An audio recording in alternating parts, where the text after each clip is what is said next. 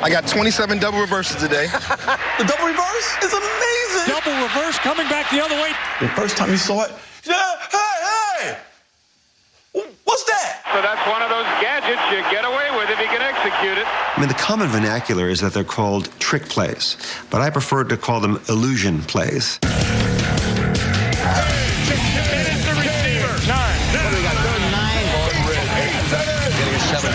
All 6 of you work your tail off. 5 seconds left. 4, you dreaming? 3, 4. Number 3, evidently 2 versus 2 weeks. 4.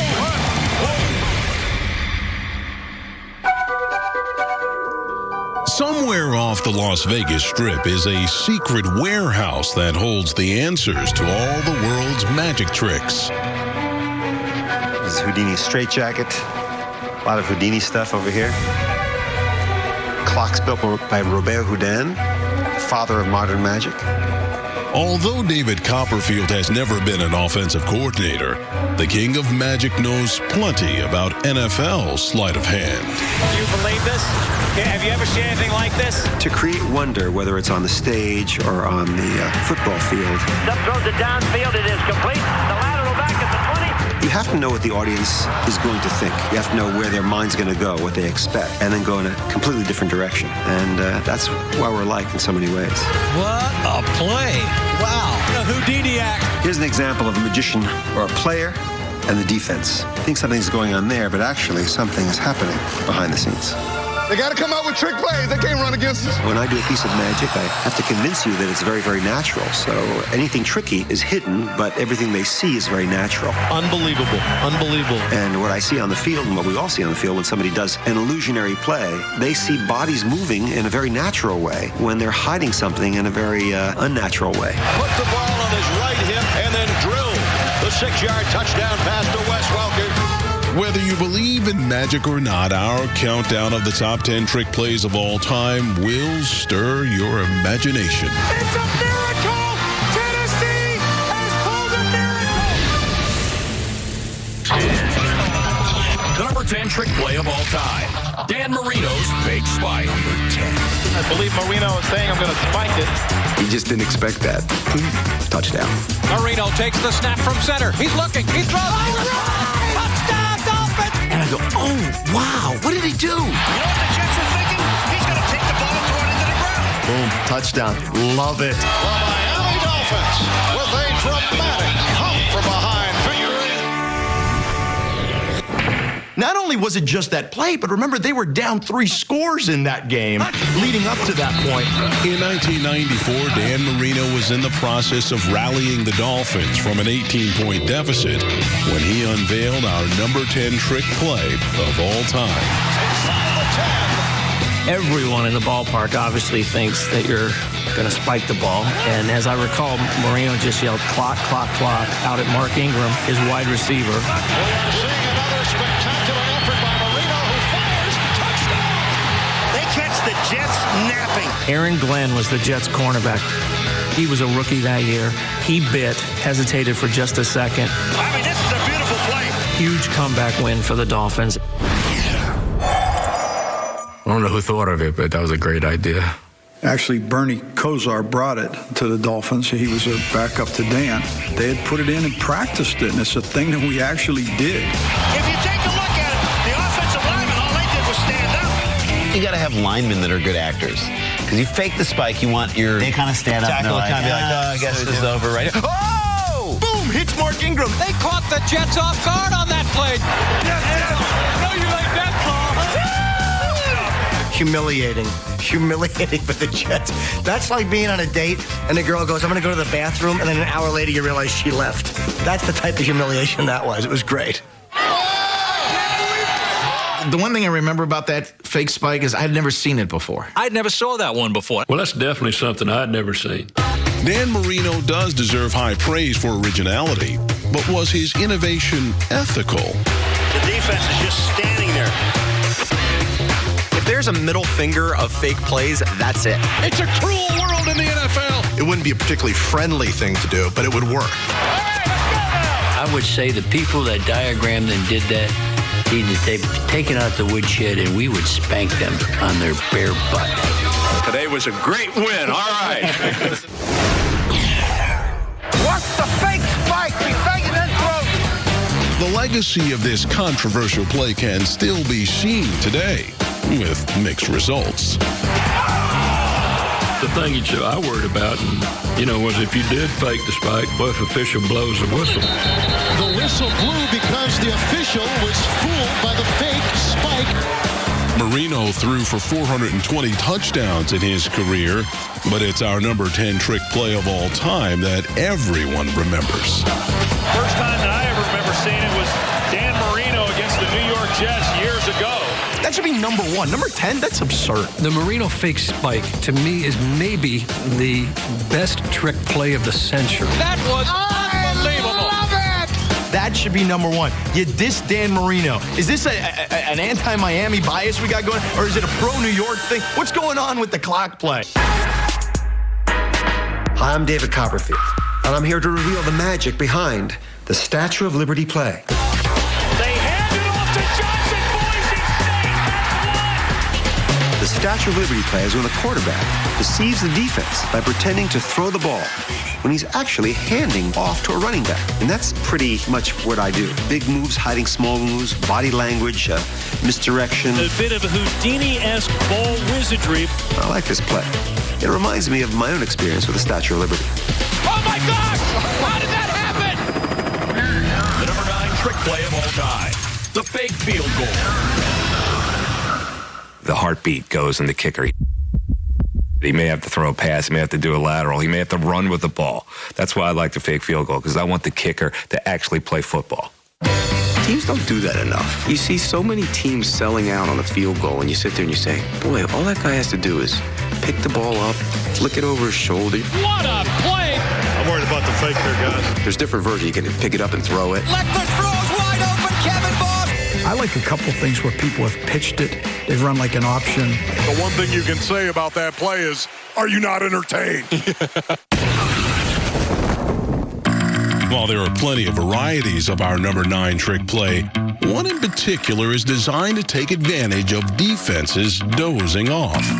The first time I saw the play was in 1962 when Navy ran it. It was a little bit of a controversial play. They called it the sleeper.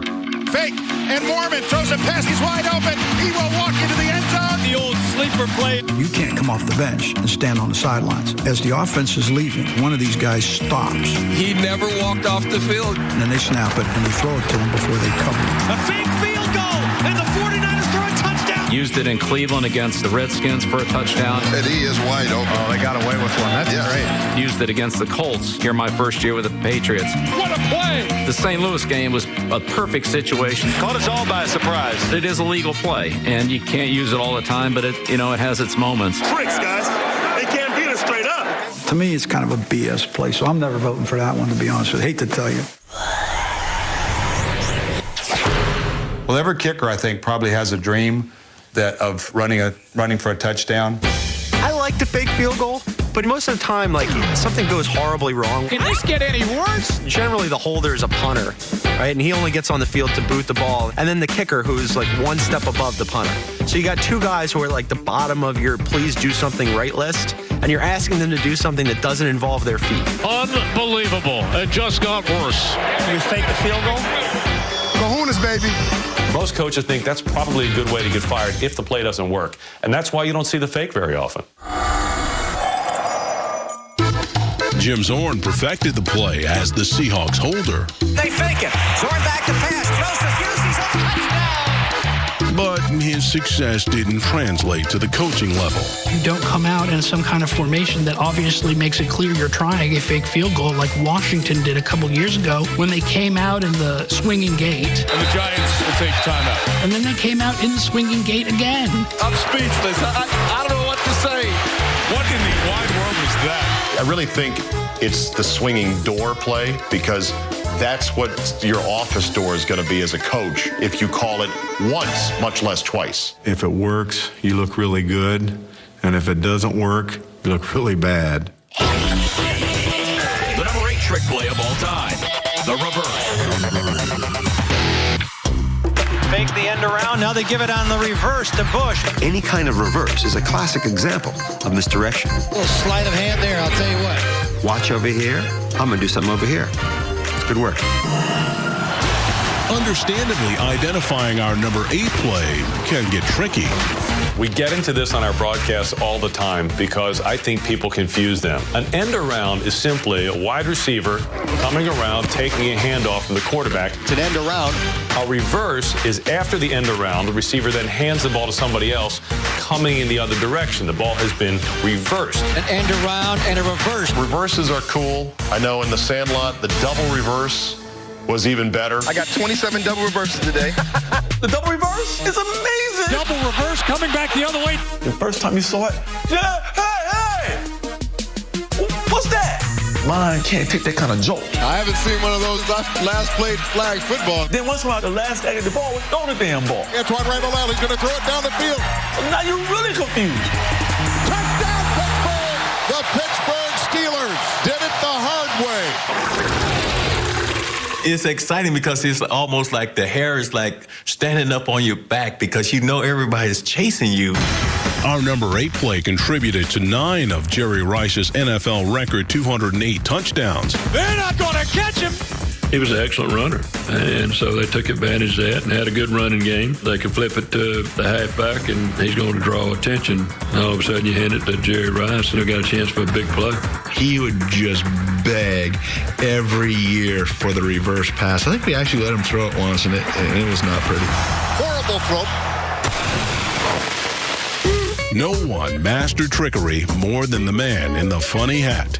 Tom loved his trick plays. He called them gadgets. Loved them. Loved his gadgets. Tom Landry might have a gadget that he might want to use. In addition to inventing the 4-3 and flex defenses, Tom Landry brought innovation to the reverse. Theirs were pretty. It just seemed like the ball was even lighter when they flicked it back and forth to each other. There was a magic that they had. I don't remember seeing anybody do a kickoff return reverse before Tom. That was kind of typical Landry. Reverse! So how did President Richard Nixon get the nickname Tricky Dick?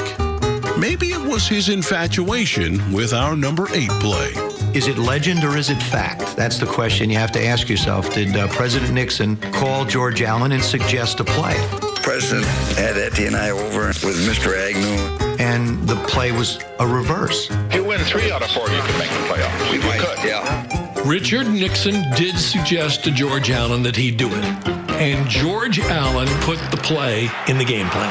They didn't fool anybody. It was humiliating. We don't have any excuses. We lost to a better football team. Hi, I'm David Copperfield, and I'm here to reveal the magic behind the double pass.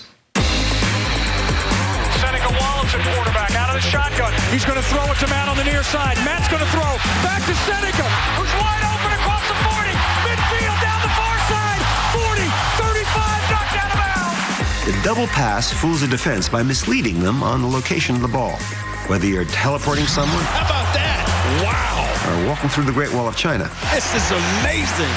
moving something from one spot and making it magically appear somewhere else is a sure way to stun an audience or an NFL defense. The number 7 trick play of all time, the Wildcats. Quarterback's out. Wildcat. Wildcat. Ronnie Brown will take the direct snap. He fakes the handoff. Throws up the middle. Touchdown! If you're not aware what's going on, you'll get lost. That's called a Wildcat. And you saw the Dolphins pull this thing out of their back pocket, and everyone was stunned. Wildcat. Wildcat, that's our playbook now. And all of a sudden, everybody had to have the Wildcat formation. In week 3 of the 2008 season, our number 7 trick play of all time made a mockery of one of the NFL's most respected franchises. Going to snap this back to Ronnie Brown. Hand it to Ricky Nolley. Oh, yeah! Again, Ronnie Brown will take a direct snap. Runs to the right. Oh, yeah! Into the end zone. Touchdown, Dolphins. Are you kidding me? The England Patriots have no idea what hit them.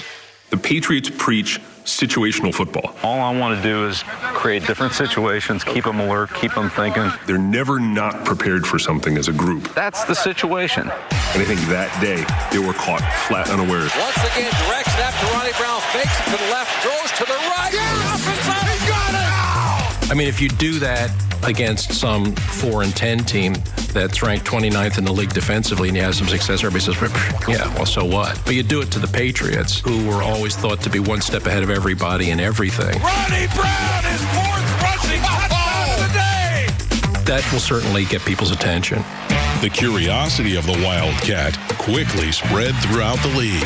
Up the middle is Ricky Williams, and he's gone! Quarterback on the sideline. Look for the Wildcat. Let's see what y'all got. Look at the Wildcat.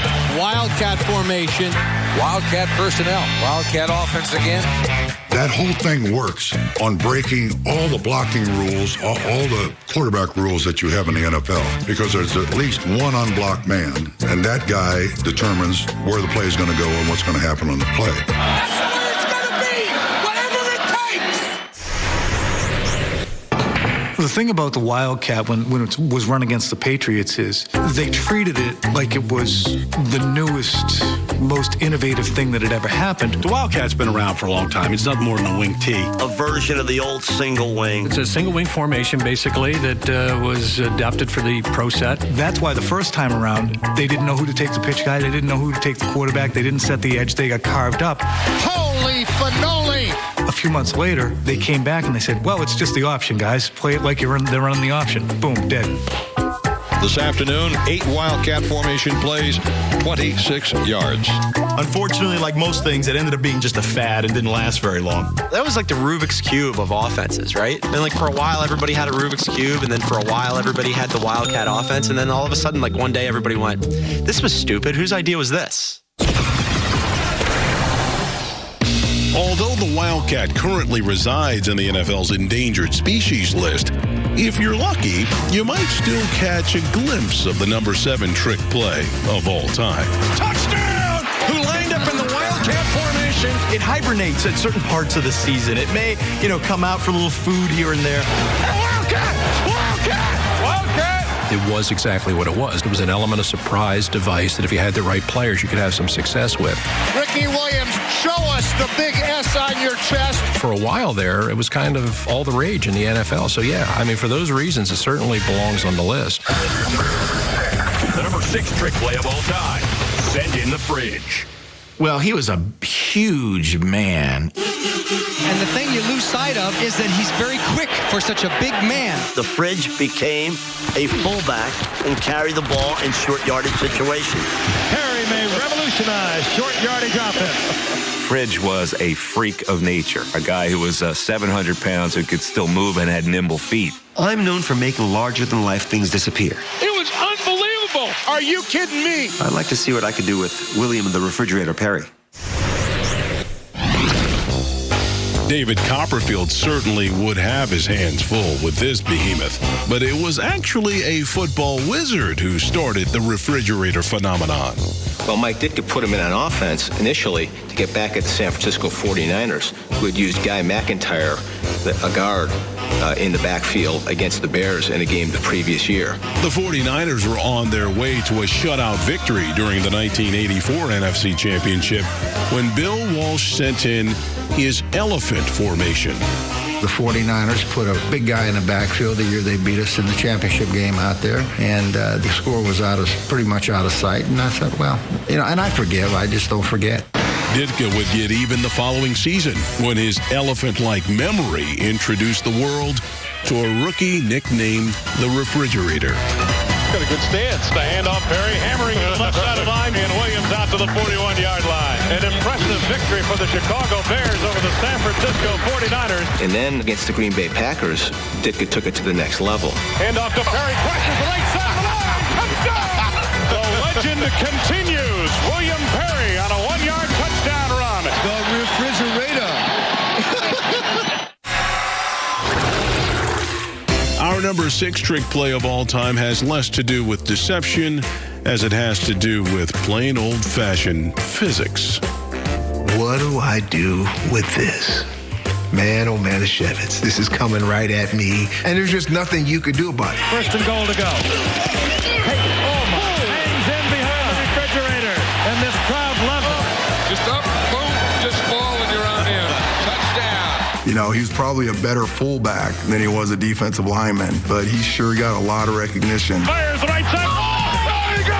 A pass to a 308-pound receiver. The refrigerator evidently can do it all. Well, the fridge, I mean, I don't know how many people did that before the fridge, but now you see it occasionally with B.J. Raji. B.J. Raji in at fullback.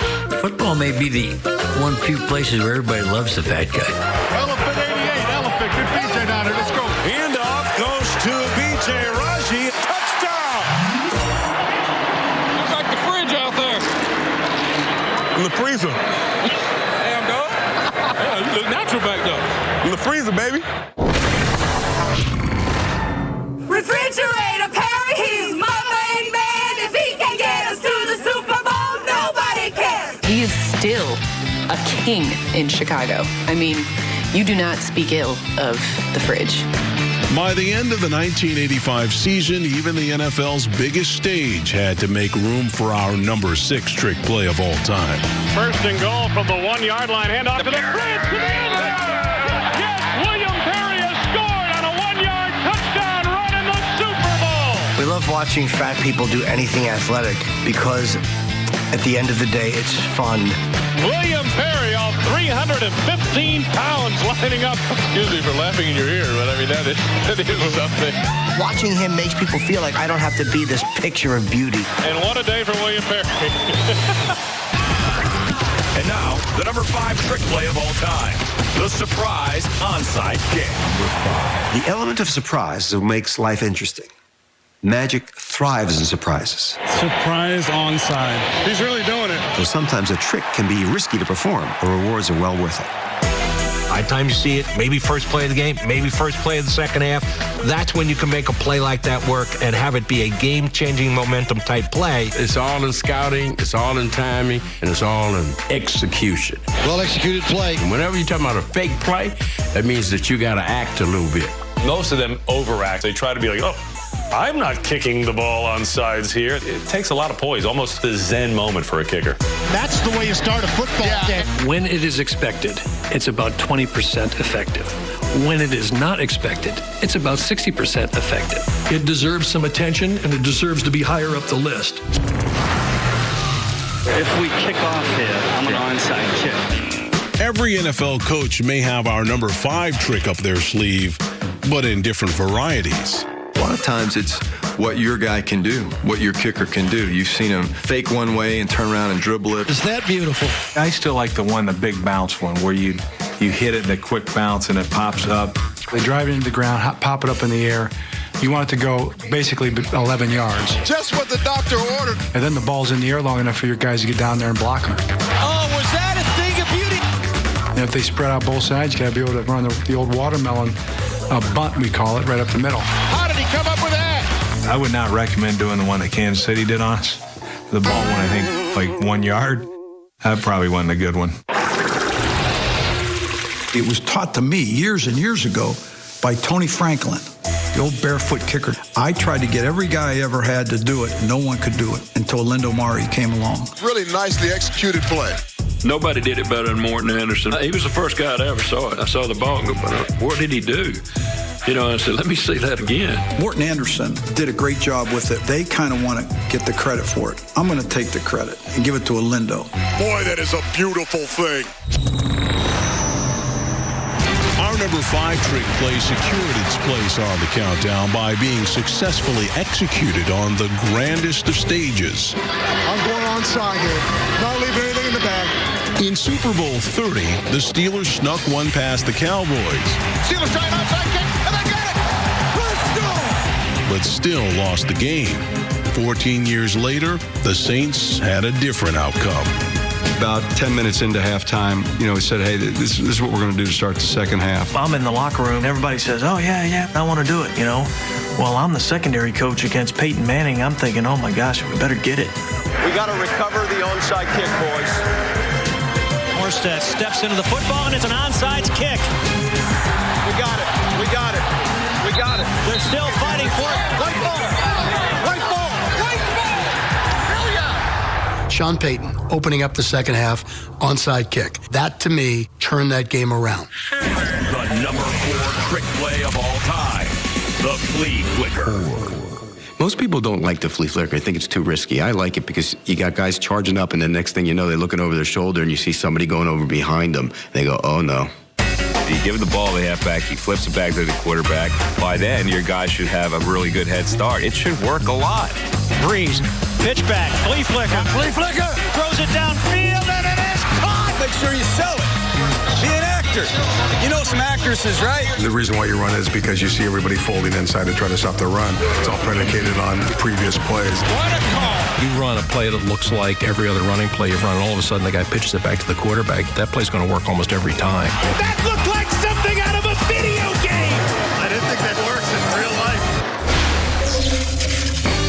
Our number 4 trick play may be commonplace in the NFL's game, but its name is certainly unique. What is that? Like your flick, a flea flicker? The name is not indicative. It definitely sounds going to happen. Sounds ridiculously sexual. You pulled that flea flicker out last week. I know he did. Maybe it was a little running back that was running the ball. Maybe he was a little guy. Maybe his nickname was a flea. He ran into the line of scrimmage and he flicked it back to the quarterback, and that became a great play for him. And you believe that? Bob Zuppke coined not only the term, but the idea of using the flea flicker, and he called it that because he wanted to think of it as a quick play, like a dog shaking his body to get the fleas off his back. Right on the money. I don't know how that translates to what the flea flicker on the field actually looks like, but that's where it comes from, allegedly. Matty back to Morrow on the flea flicker. In the Super Bowl, the flea flicker bugged offenses more often than defenses. Until Super Bowl 21. Good afternoon from the Rose Bowl. I just went, oh, this is perfect. I was expecting it when they came in. I said, this is perfect. Pitch. Forrester turns around back to Sims on the flea flicker. Sims is looking way downfield. He's got a receiver. It was like one of the most beautiful things I had ever seen in my life because they were turning and running in different directions and bumping into each other when they got caught. I knew the game was over once I hit that. You're basically grabbing the ball and you're tossing it back to the quarterback. I mean, how much trouble is that? You're tossing the ball back, and all of a sudden, like he's not actually running and he's going to throw it. You expect it to work, then a quarterback overthrows the guy. What heartbreak! Doesn't even work in Tecmo Bowl. You get the ball, one guy throws to the other. Pretty bad right there. By that time, you got about 4 linemen coming at the quarterback. It goes from bad to worse. Have you seen that play work at all? Think about it. Trying to do a little bit too much. Doesn't work very well. Perhaps the most famous flea flicker was one that didn't work. Flea flicker back to Theismann. Theismann's in a lot of trouble. Lawrence Taylor slammed Theismann to the ground. His leg went to the left, and his body went that way. I hate the flea flicker. Flea flicker ended my career. If a team runs a flea flicker, it ought to be a 15-yard unsportsmanlike conduct penalty, and you should suspend the person for a week that called the play. Hi, I'm David Copperfield, and I'm here to reveal the magic behind the fake punt. Confirmation for Sepulveda. Mariani is a return man, averaging 6.2. It's a fake. And down the middle, the pass is caught. Running with the football. That is David Johnson. He sidesteps the man, gets inside the 25, and he's down to the 17-yard line. In Magic, we use the audience's concepts and precepts, what they expect and what our body language leads them to believe. Absolutely phenomenal! Similar to the fake field goal, the fake punt relies on the opposing team believing one thing is going to happen. And it's a fake. Trapasso has it on the run. When actually, the offense has a trick up their sleeve. The 40 at the 35 has the first down. Inside the Buffalo 20. Headed to the end zone. Touchdown, Tennessee. The number 3 trick play of all time. The lateral. The single greatest trick play in NFL history is that hook and ladder in the Miami-San Diego game. The lateral back at the 20, the 10, the 5, into the end zone, touchdown. I always look at the lateral as maybe an end-of-the-game thing. It's caught. There goes the back into the end zone. More teams ought to use the lateral on the kickoff. He throws it across the field to Dyson. He's got something. Yeah, my favorite lateral is the Music City Miracle. You gotta be on the lookout for that stuff in that situation. The lateral isn't only the number 3 trick play of all time, But it's also the main component of one of the most famous and most controversial plays in NFL history. It's a miracle! Tennessee has pulled a miracle! This is a forward pass. This is not a lateral. When you see it, you're like, oh, that's not a lateral, that's a forward pass. You know, you got to study it from all these different angles to see if they got it right. But this was perfectly executed, and to my dismay, I'm a Buffalo Bills fan. It was a lateral. After reviewing the play, the ruling on the field stands. It was a lateral. And if you're a Bills fan and you live to be 100, you will never forget that play. That was sweet now. That was the dangest thing I ever saw. I still don't think it was a lateral. The lateral is just filled with surprises. Just ask the 2003 Saints, who thought this once-in-a-lifetime play was going to send the game into overtime. And he's got a chance. Getting a couple of blocks. Laterals it over to Michael Lewis. Back to McAllister. Still alive. And they got it. Jerome Tate with the catch. He dives into the end zone for the touchdown. Oh, the New Orleans Saints will get a chance to celebrate if they make John Carney gets the extra points. Here's Pittsburgh to hold it. And he missed it. They missed the extra point. So after all that drama, the Jaguars still win the ball game. Coaches may be weary of our number 3 trick play of all time because of its unpredictability, but that's exactly why laterals can have game-changing results. I'm surprised the lateral hasn't become more mainstream at this point. You'd think the next step in the evolution of football would be let's incorporate some tosses and pitchbacks into this. They lateral it off to Ron Dixon. Because if defenses ever had to start preparing for the lateral consistently, everybody becomes a timid tackler at that point. It's a throw near side Smith. Now he throws the ball on the reverse. If you want to break down a defense, start becoming a team that laterals all the time. Some team will do it at some point. It might be 50 years, but the team that does it will change the game. Hi, I'm David Copperfield. I'm here to reveal the magic behind the plays that didn't make the top 10. And there's a fumbled snap. No, they give it to Neal. He picks it up. He runs left side, barrels his way over the goal line. Touchdown! That's really good. I mean, that's really exactly what I would do on stage. He is just magic. Let's run the Bomaruski. Run the Bomaruski. A Bomaruski is an example of how you can deceive people through panic. The defense is struggling to understand what is happening. And before they fully realize what's going on, it's too late. Are you serious? In order for magic to work, the audience must believe you. Watch it fake! Watch it fake! The fake botched snap is also a great way of showing sometimes what appears to be a mistake is actually all part of the act. He takes the snap, direct snap. Oh, no, it's a play action. Fires touchdown to Wes Welker. What a great fake. The number 2 trick play of all time. The tackle eligible. People like to see big, fat guys score touchdowns. They do. Let's be honest. This is their one chance to shine. They sneak out there. Nobody's expecting it. Built like a Mack truck, but he traveled pretty swiftly. An offensive tackle doesn't make a touchdown every now and then. They're kind of stumble bums to begin with, and their ability to catch the ball is really nil. It's not like a fat kid running a race. You want him to win. It's like the underdog. You're like, go. It looks like he's having a very hard time. Makes an unbelievably athletic play. The NFL has strict rules that have to be followed to pull off our number 2 play. You have to declare yourself eligible. You got to go to the umpire, tell them that you're eligible on the play because you don't have an eligible number. You're eligible. You're eligible.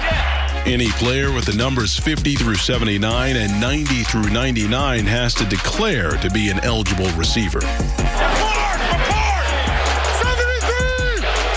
73 is an eligible receiver. Down there, you're expecting, first of all, the run. You bring in an extra tackle. Lineman coming in. And now all of a sudden you fake that run and they take your eyes off of them. I gotta love it. I've been the tackle eligible before. This tackle eligible play was a neat trick that transformed lineman Brian Baldinger, number 62, into a pass catcher. To this day, it's my greatest play in the history of my career. 37 yards. I led the league that year in yards per catch. Tackle eligible. Ooh. You have all these fast receivers and you're throwing to a tackle. I mean, think about that. That's a waste of time. To use a trick play with a tackle trying to catch the ball. Anything but that. I wouldn't have that on the list. Period. They tell you when he come in the game, he's eligible.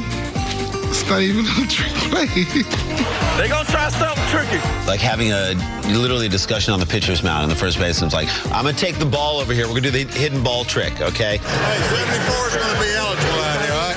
I'm eligible to do the hidden ball trick. Not saying it's gonna happen. He's just eligible. saying that, like, it could happen. It's something I could do right now. Nothing was better than Jumbo Elliott catching that pass in the Monday Night Miracle. The Dolphins took a 30-7 lead at the end of the third quarter. That was fun, man, especially when it's like this.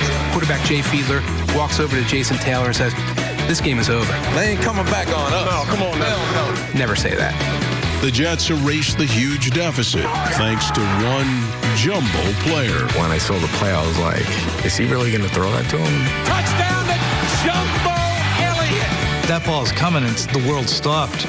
See anybody who's still left watching the game. Big man almost dropped it. He thought it was a hamburger. Caught it. He caught it again, and he caught it for the third time and landed on the ground. It's the first catch of his career. We all like to think we're athletes, so we'll take any chance we can get to showcase that talent. And now, the #1 trick play of all time, the halfback option pass. In slow motion, you're watching Jimmy Brown throw his only pass of the year. Off a play pass action, Brown arches the ball to Gary Collins for a touchdown. The halfback option pass. Pitch back to LT, looking to throw. Has Gates open at the 1, into the end zone. Touchdown! Every running back wants to show that they're more than just a running back, that they can be a quarterback as well. No, they give it to the bus. He throws a touchdown pass. I told Ben, I saw what he saw, I found a way to get it to him. A passing play hidden inside of a running play is what makes the halfback option pass so deceptive and the #1 trick play of all time. Quick pitch goes to Westbrook. He's looking to throw it. He's fired. Touchdown! Brian Westbrook on a halfback pass. It's all about selling the run. You got to be an actor. You got to really sell it. You got to catch the ball, tuck it away, and the first 2 steps, it's got to be like you're running, go turn the corner, and then bam. LT's going to throw it, looking to the end zone, and he's got his man. Naturally, the best players in the game have been the ones to pull off the best trick play. What makes the play work is the success of the running game. There have been some guys who have run the halfback option who've been just outstanding at it. Jim Brown swings wide as if to run, drifts back, and fires a long strike to Renfro. Of course, Marcus Allen was great at it. Jensen in motion all the way across. Quick toss to Allen. Fakes left, comes back right, throwing deep. Christensen open, makes the catch at the 5. Touchdown Raiders! The team that ran it the best was Green Bay, and it was because they had Horning there. Number 5 is the Golden Boy, Paul Horning. Because Horning was a quarterback in college and a great running back, and certainly a guy that when he got outside, you had to respect his ability to run the football, and he could throw the ball accurately. Paul Horning is fast becoming one of the league's best all-around back. The person who made it look easy was LaDainian Tomlinson. Flip back to LT, looking to throw. End zone, wide open. Touchdown. He's done it again. He's phenomenal, and he does it around the goal line as well, which that's a condensed area. He has to throw into a little bit of coverage just based on the amount of field space available. LT's quarterback rating remains perfect, 158.3. 1/2 running and 1/2 throwing. The halfback option pass completes our countdown of football's greatest trick plays. You know what? I'm on board with #1 as the halfback option pass. It's a good #1, especially for me. I caught 2 of them from Curtis. Testaverde hands to Martin with a halfback option. He's got Trebet in the end zone. Touchdown. If you watch the Tampa game, when he comes out of the huddle, he's taking off his running back gloves. As they're going through the cadence, and then he drops it on the ground, then he gives him the ball, and then he throws the pass. And the New York Jets, who were dead and buried, have come back to take the lead. To win on a play like that, that's got to hurt for the other team. When you can fool someone into underestimating what is possible and what isn't possible, this is when you can really surprise them. Once the defense is convinced the running back is going to run with the ball, it's only natural for them to be caught off guard when he throws it. And it's thrown and it's caught for the Steelers. Halfback option pass touchdown.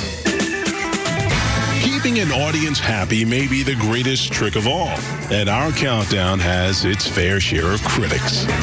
I am surprised by the halfback option as the #1 trick play. I thought the flea flicker would be the #1 trick play. I kind of like the fake field goal for #1. I think the Wildcat is more of a gimmick than a trick play. I mean, come on. How are you going to trick somebody with a guy big as a refrigerator? I rate that as a non-trick play. Your first two do not belong on the list. I love this show. I love doing this show. I love doing this show.